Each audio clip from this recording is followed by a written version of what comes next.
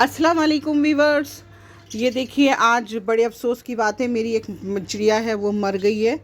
शायद अभी आपको दिखा देते हैं। इसमें ये देखिए अंदर मरी हुई पड़ी है।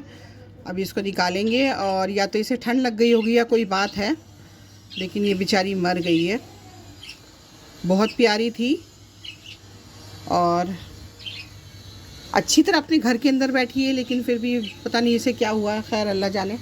और बाकी सारी देखिए यहाँ बैठी, इनको कोई फ़र्क नहीं पड़ रहा है। तुम लोगों को फ़र्क नहीं पड़ रहा है? तुम्हारी दोस्त मर गई, इन्हें कोई फ़र्क नहीं पड़ रहा है। ये लोग बड़े रिलैक्स हैं।